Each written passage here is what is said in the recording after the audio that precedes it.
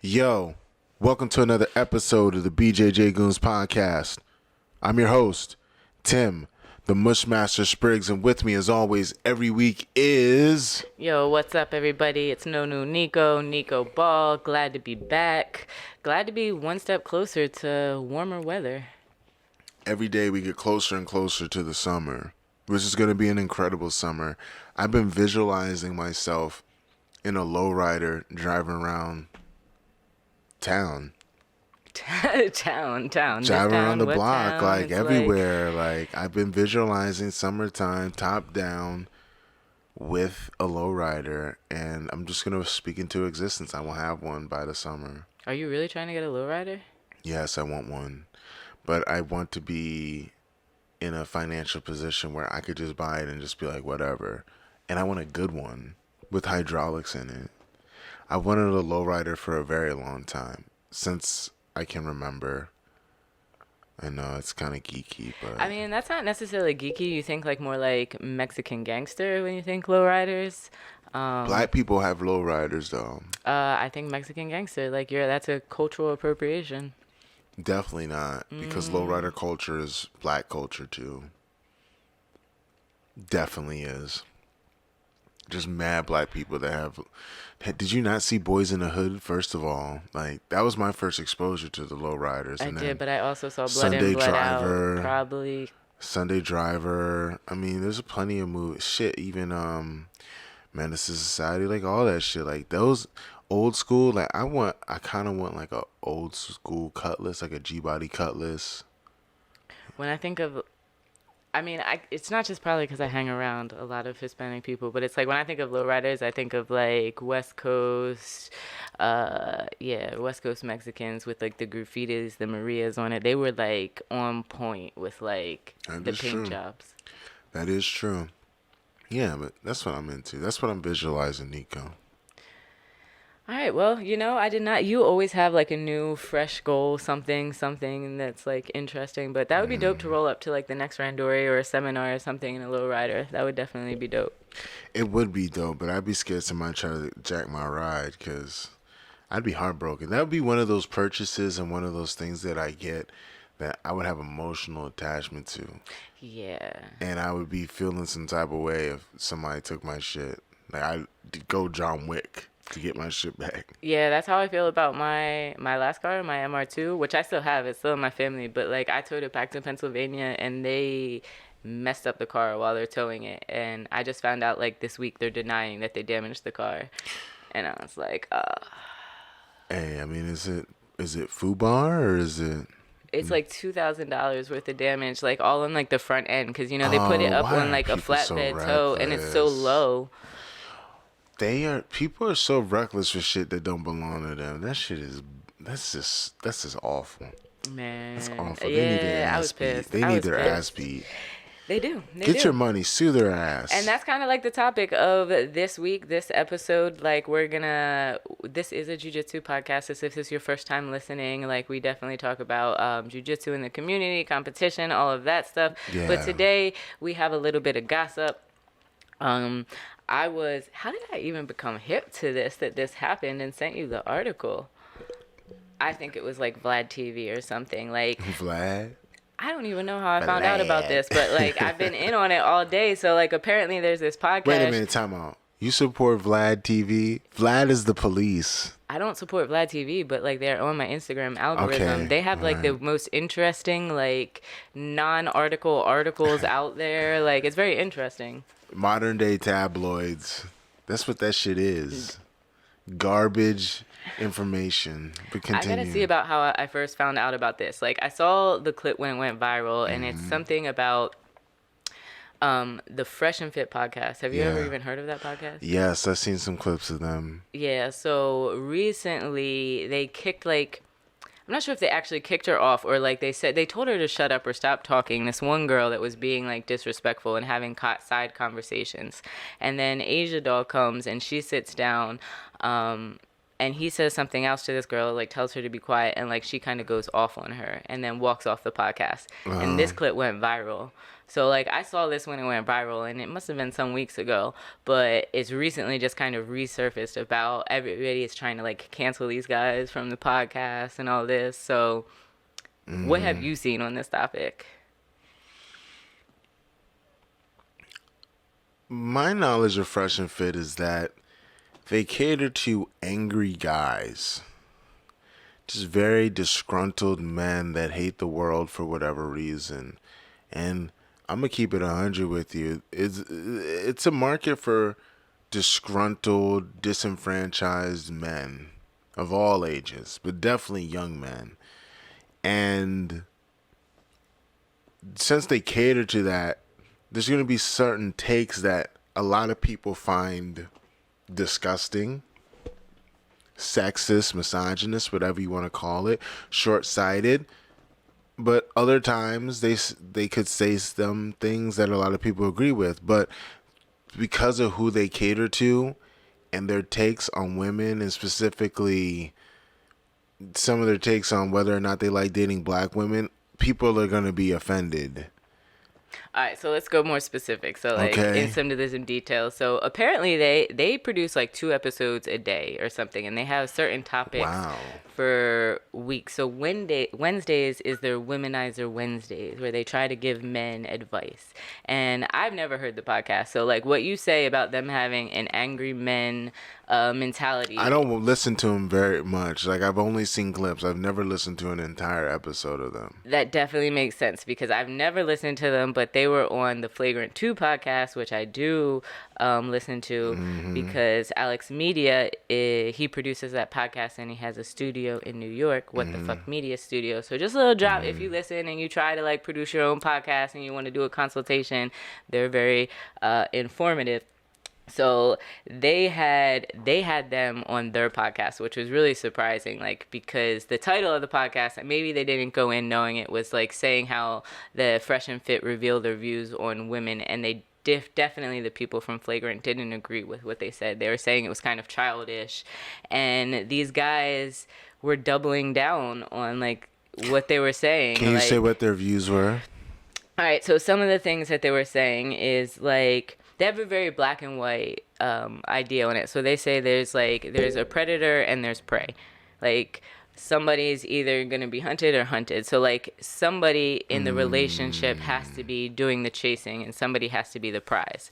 So that's what they say. That like they're teaching men to be the one that is chased, and that like women should always think that like they have a prize or they'll never be happy, and the best way to do that is to have multiple women, like, and like when he said that, he's like, well, that's why I have multiple women. And it's like, all right, so polyamory is a thing and people do that where like men can have multiple women, but like you're not supposed to put them in a situation where it's like, oh, I have her, so like she makes sure like her shit is together, and then like if her shit's not together, I'm gonna use this other girl to make her jealous. And like that's definitely what he was coming off with. And like the guys from Flagrant, for as much shit as they talk and whatnot, like I guess they're all married, but like they were kind of coming at him and it's like, yo, not all women are gold diggers and this and that. And so it's just interesting to see them double down on that. Okay, that's because you didn't hear any of this, right? Like no, I just read an article about it. See, I was driving around today. I was busy. Like, we haven't talked about this at all. We made sure to just like, so I could ask him what he thought because Tim didn't agree with like the guys from Flagrant. Like he had his own opinion. So like, so my opinion on this whole thing is, you can be mad, you can be disappointed, but everyone has a different worldview. No matter how fucked up it is, everyone has their own fucking worldview. And yeah, I mean, the Fresh and Fit guys are saying some things that I don't agree with, but all in all, and some people would say it's fucked up, but like you said, polyamory is a thing. I think it's fucked up if you're going to really just be playing with people and, you know, getting people jealous, but we're all adults here. Like, you can choose not to play games with people. So With that being said, yeah, I don't agree with the Fresh and Fit guys, but to cancel them, like, obviously enough people agree with the shit that they do, obviously, because those are things that people actually do. Like, people actually believe this shit, and they have an audience. So you're not going to cancel them. Like, to cancel them for their opinion on that piece is kind of dumb, All right, but because let's people go are going go to follow. for the opinion on that piece. So you said what were their other views? So Womanizing, like people do it all the time, but women and men both do it. I think the problem that we have with shit now is that everything has to be everything has to be so black and white. Like, either you agree with me or you're a horrible person, you're a misogynist, and they throw all these horrible things at you if you don't agree with them.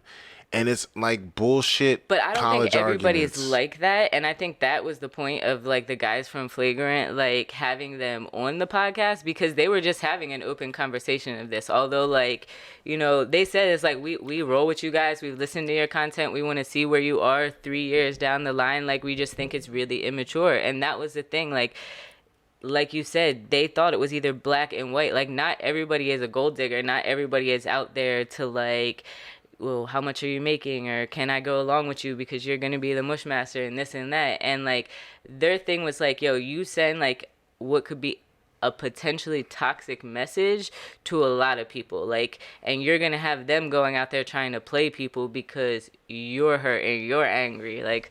So it was just very interesting because the guys from Fresh and Fit just didn't seem willing to accept that they were, like, they might be wrong, or they were very uncompromising in their opinions. Why would they? But why would they even go on a rival podcast? That was stupid. I mean, to have an open conversation, like, there's one point, it's like, you gotta express your views. Like, you're not gonna evolve unless, like, you can't just cancel them and say, like, they're messed up and, like, have that episode without being able to talk to them. It was like, I wouldn't go on there. If I'm one of the Fresh and Fit dudes, I'm not going on that shit. I mean, I definitely didn't know who they were. And, like, by the time of hearing them speak, like, I was, yo, like, they shouldn't. It'd be one thing, like, when you call them hypocrites, like, They are. like, because I know, like, They say even wild Andrew, like, shit I all the stopped listening to time. Flagrant for a while. Like, he does some, like, he's a very privileged white boy. He has his thing. He can be funny, but, like, he also has his role in this industry, and he's very aware of, like, his role in this industry. For example, like, when he went to go do a movie and he sucked at it, he was very aware that, like, he sucked in that atmosphere. And it's like, it's one thing for these Fresh and Fit guys to be like, oh, Womanizer Wednesday, and, like, try to show men, like, that they have to have one up on a woman. Like, you can't, like, be building something together. Like, you have to be better than her is kind of what he's getting through. And it's like, but they call themselves mentors in an educational podcast, and it's like, that's a very toxic message to be saying. It's like, if, like, the people from Flagrant were saying that, like, I would take it completely different, because if you read the description of their podcast, like, they're comedians, they're there to be flagrant, they're there to be brash. But it's different when you coming, like, and saying, like, oh yeah, I'm a mentor, like, we're educators, this is an educational podcast. Maybe it works for some people, yo. I mean, we don't say we're an educational podcast, but, like, people listen to us, but, like, it's a podcast at the end of the day, you know what I'm saying? Like, they're not doctors. Like, there's no doctors to that shit they're trying to pull. But maybe it works for people. Maybe some people just need to hear that shit so they have confidence, you know? Like, if you're an incel or somebody that doesn't get any pussy, if you listen to that show, maybe it'll help you.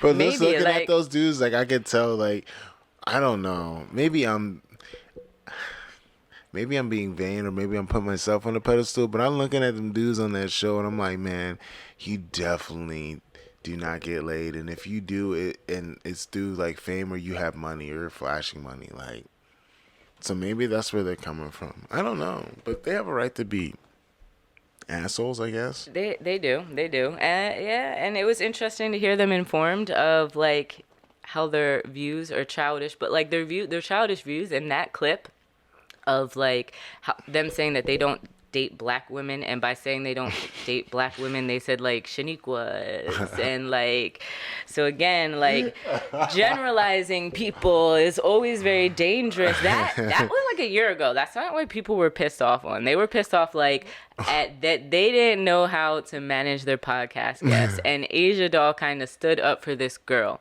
And so apparently the thing is, the girl was having, like, a side conversation throughout the whole show, and he had told her to be quiet several times. like, to me as a business owner, like, and he tried to put it off on the girl first, like she wouldn't stop talking, and then he tried to put it off on the producers, saying they screen the guests and it's like not up to them, but it's their podcast. So he said the producers screen the guests and they come and everybody gets the setup of like, you're gonna sit here, this is gonna how to be this, it's gonna be this, it's gonna be this, and like apparently she didn't get it. So like they blamed a lot of other people, but it's like it's your podcast. Like, when Samambaya, who's in Sao Paulo, posts something to the Favela Jiu-Jitsu Instagram, and, like, he's either posted it, like, it's supposed to be Portuguese, English, the tags, like, the @signs, and then the hashtags in a very specific order. And when he does that wrong, I don't be like, he messed up. I messed up.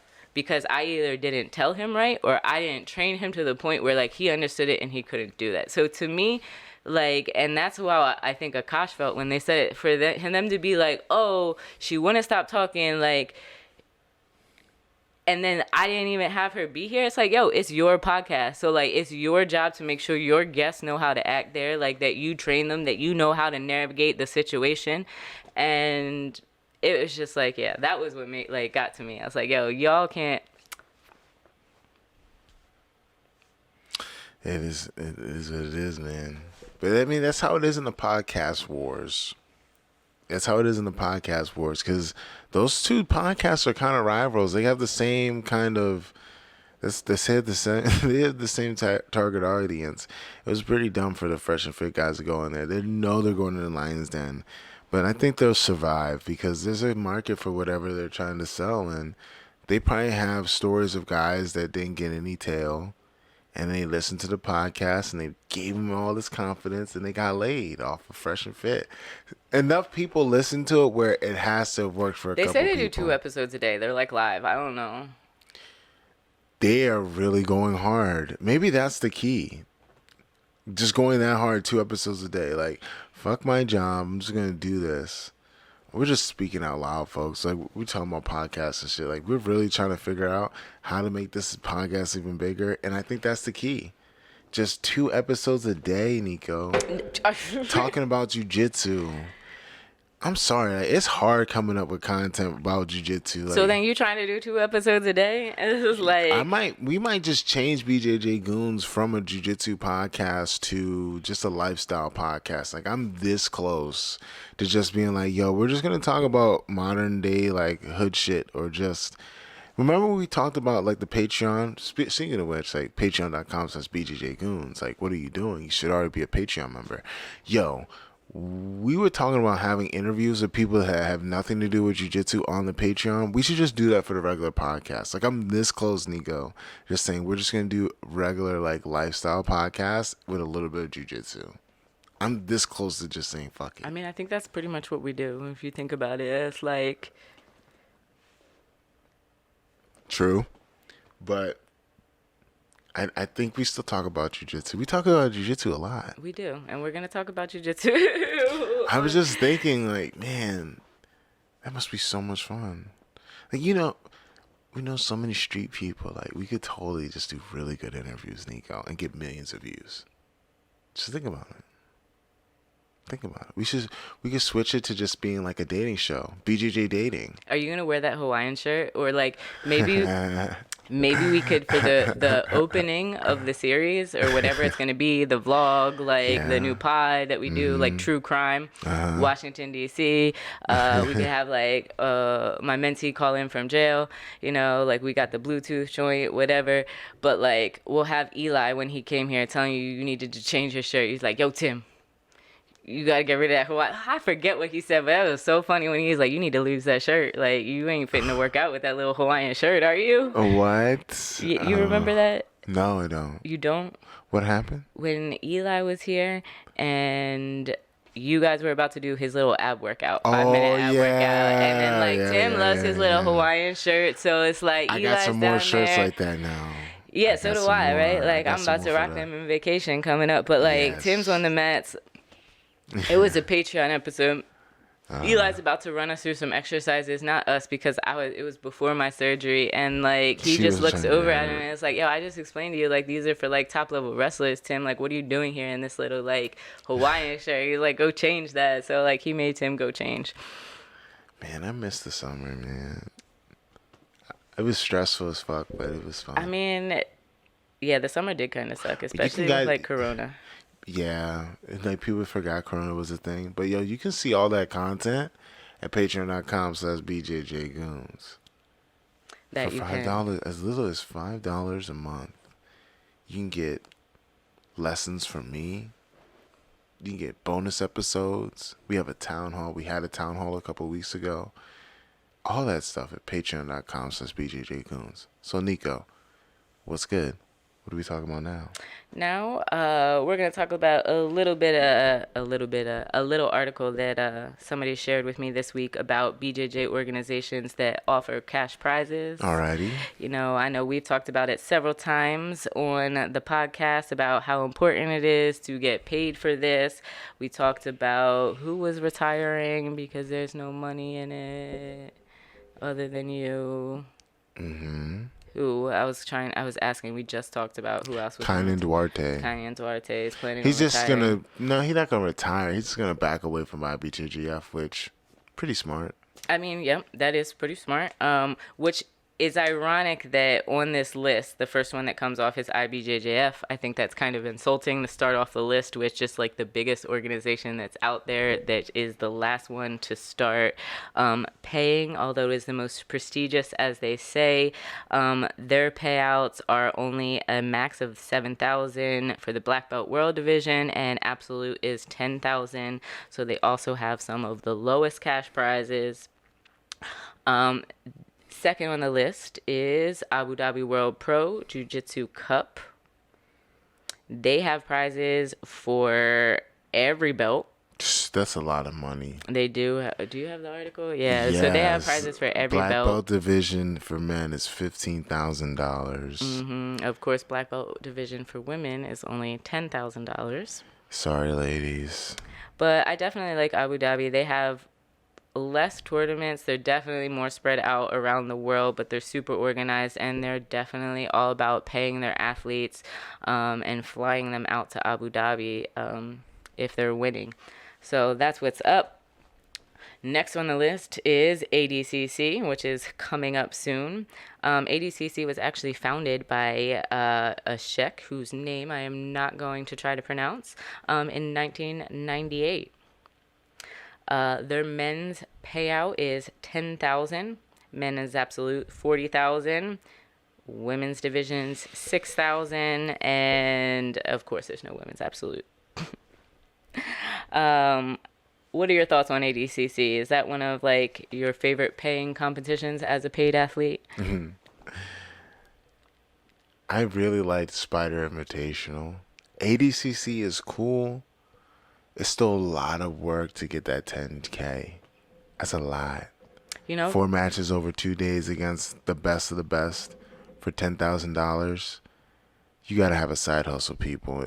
If that's the most they're paying for the top, you need a side hustle. Just if you want to live a comfortable American lifestyle. The battery just died. On your phone? Okay. Oh no, on the camera.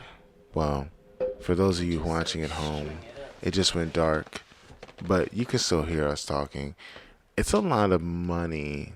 I mean, it's not a lot of money to win ADCC. For $10,000, you're going to have to fight for the best guys in the world, in your division, over 2 days. And you get $10,000. That's tough. Now, the open weight, 4 matches for $40,000. Maybe 5 matches for $40,000. That's pretty good. You in the open at ADCC, that's a really nice chunk of change, $40,000, but there's only one guy getting it. I will give them credit, though. ADCC does put a lot of money in the production, promotion, and they try their damnedest to have a sellout crowd. They treat it like an actual sporting event. No, it is pretty amazing. I like how they travel, like how they've gone to back to Brazil. They don't always do it in the U.S. Yep. And that's been really dope. I also like how you mentioned Spider Invitational. That one definitely didn't mention, it didn't make it to the list. Next on the list is the Eddie Bravo Invitational EBI Combat with payouts at 10,000 for tournament winners with 2,000 submission bonuses. When was the last time there was an EBI? I don't pay attention to EBI. I don't study it. I only study it if there's certain people in those matches. That's the only time that I really study it because I don't like the style of the matches that they have typically. I don't like EBI rules. They just turn me off. Yeah, EBI and combat jujitsu tournaments, like Just mixing that kind of stuff, it is a little bit weird. EBI has never been something I've really gotten into. Another one that I haven't heard of in a while is Kasai Elite Grappling, which was founded by Holes Gracie in 2017. Yeah. With payouts of the tournament winner getting 20,000. I'm definitely not going to that tournament. Because they already said they don't want Team Lord Urban people on it. Do And they? then Holes posted some fuck shit back when COVID first started and the whole Black Lives Matter marches and shit. And I just was totally like turned off.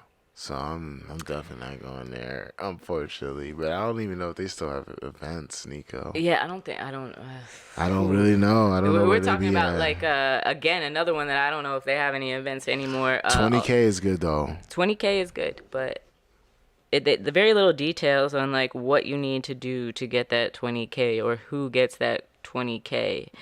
That sounds mad sus, yo. You're like, what you gotta do to get that 20K? I don't know, Nico. Maybe just do some jujitsu. I hope. All right, another promotion that they definitely like to scrap on Reddit is Third Coast Grappling that was founded in 2019. On Reddit? Yeah, they used to have a contract with Flow Grappling. Something happened. They're very bitter about it. Really? Yes. Well, the guy Ryan McGuire is cool with Seth Daniels. Like, Ryan McGuire is the matchmaker for Fight to Win now, I think. Is he really? Yeah, at least on Instagram they say that, but Instagram technically isn't the real world, so I don't know. But yeah, I've heard a lot of things said about like him and stuff that he's been doing, and that's why I say on Reddit. But you know, I'll leave the gossip to. I still don't have a Reddit. I don't have Reddit either. I don't know how to use Reddit, but sometimes people indicate like specific articles. And the one that brought me into this was like when it was rumored that Flow Grappling was breaking their contract with IBJJF. They were the ones rumored to have started that rumor. Okay. So yeah. Next off. Oh whoa no! Next was Fury Grappling, which I skipped over.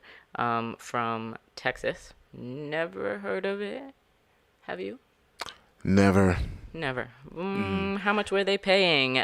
Percentage of tickets sold, bonuses undisclosed, fighter pay undisclosed. So they're not paying them shit. I mean, but it was Hunters Furies Grappling is another startup BJJ organization from Houston, Texas. The competition was started by Eric Garcia, who runs the Fury Fight Championship, which airs on UFC Fight Pass. At first, the tournament started small, running a pro-style BJJ show that primarily spotlighted the region's best kids. So, you know, they were paying, it's kind of like Randori, which is probably dope in its own aspect, you know. Local fighters need a place to get out there and show their skills, especially in like a super fight thing, because as we've talked about on the last few episodes and whatnot, like IBJJF ain't the move. Y'all need to get ready to do them super fights if you want to get that money. After Furious Fight to Win, I think we all know about Fight to Win because most of our followers have probably filled out an application to fight when they're in your city.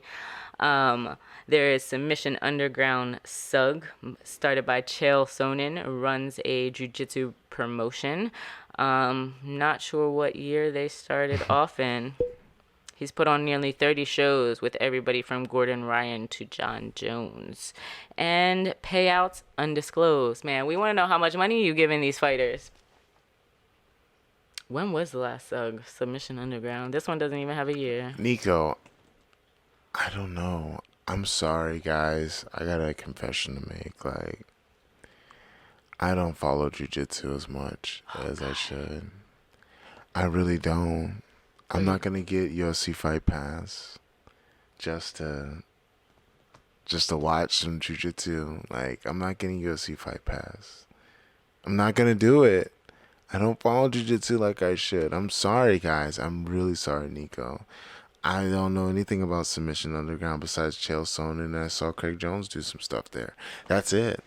And they go by EBI rules, right? They have these weird fucking rules where, like, it's like a timer and they gotta submit the guy in a certain amount of time. Do you know the rules, Nico? I'm looking. No, but the matches take place within an MMA cage. I do remember when this came out. It's been a while. So the matches take place in an MMA cage, and under fighter pay, it's undisclosed, but they say that it's assumed there's allegedly a hierarchy system where black belts and world champions get paid the most, and it goes down from there, which definitely seems kind of shady and very, very, very, very, very shady. I mean, like, definitely, like that's normal, but like you see, like, on the other organizations, like, black belts get this much, blue belts get this much, brown belts get this much, but like when they don't disclose pay like that, that's just a good way to like screw people over and like pit them against, like, oh, how much are you getting paid or this or that, like. Well, I mean, it's not their prerogative to do it, you know? And it's not really their fault. It's just, you never know. It's like, it's a very carny type business that we're in. Because if you're undisclosed, that means like you can't guarantee you're gonna pay people $10,000. I mean, that's the good thing about having transparency, and like. But we as people in the industry, we gotta bring that transparency out by communicating. That's why some industries have unions, what have you. Well, yeah, we're very far from a union in this industry. Oh fuck yeah, we're like very, very far. That shit. Next There's a better chance of Farrakhan eating pork for us to have a jiu-jitsu union.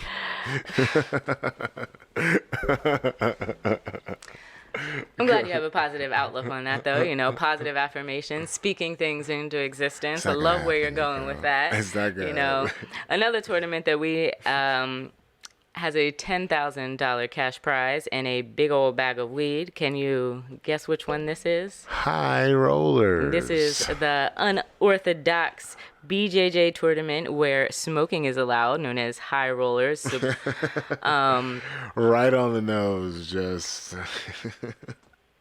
Yes, winning High Rollers has gotten people up to a pound of weed back in the day. I don't know. Like, I don't know how they got it all the way across the country. They do amazing things. They've even had potheads rolling with cops. Very interesting idea for an event. But I think we all have heard of High Rollers or seen them on social media. I'm going to run some of these other ones a little bit quickly. There's the World Series of Jiu-Jitsu, or WSOJJ. Probably could have come up with a better name for that.